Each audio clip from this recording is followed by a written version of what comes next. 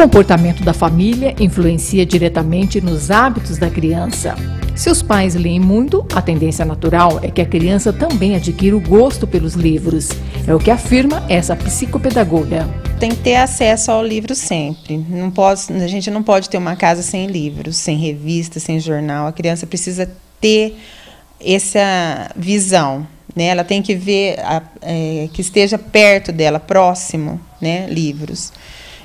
Informações que aí ela vai despertando conforme o hábito da casa.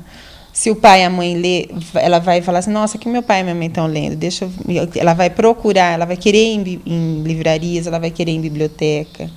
E a escola, geralmente, tem um programa que ajuda muito, né? Então, eu aconselharia sempre ter o hábito de leitura em casa, porque quando também o pai e a mãe lê com a criança, eles estão demonstrando amor pela criança, né? Ele está contando uma história, o adulto está sendo mediador da situação da criança e do livro. Gabriel, de apenas 11 anos, vive rodeado de livros. Apesar da pouca idade, recorda como adotou o incentivo pela leitura e fala dos seus preferidos. Minha mãe, ela ganhava, né, o CD de historinha, colocava no rádio e eu escutava, ia melhorando meu desenvolvimento, depois aumentou também o desenvolvimento na escola.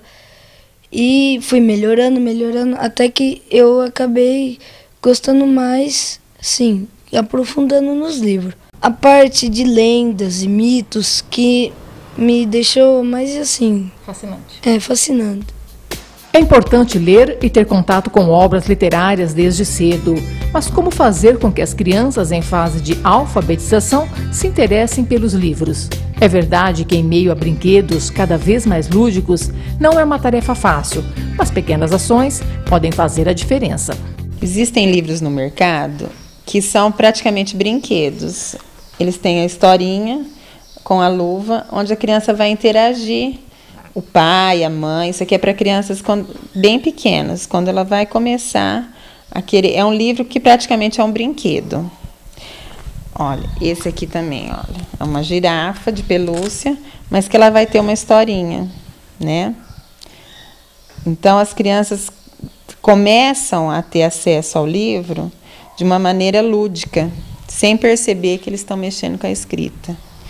Ó, esse aqui é um travesseirinho, que pode ficar na cama.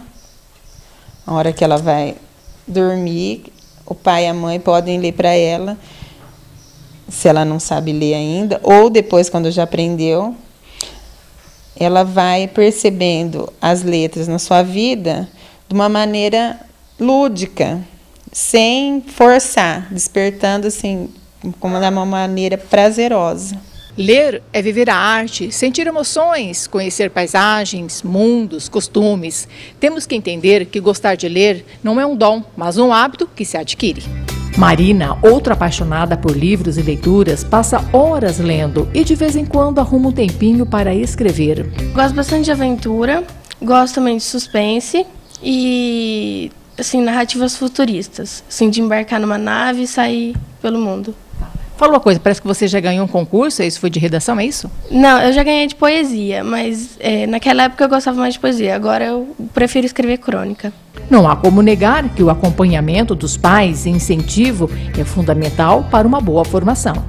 Aos 4 aninhos, mais ou menos, eu creio, assim, quando ela era bebê, eu começava a contar historinha, né? Aí eu já comprava livrinhos, essas coisas, CDzinho, cantava musiquinha para dormir, historinha, e aí começou assim, né? Depois ele foi crescendo, aos 4 anos ele se interessava, assim, para ler, e já ele mesmo, aí eu dava o livrinho na mão dele, e de acordo com as figurinhas que ele via, ele contava uma historinha em cima daquilo.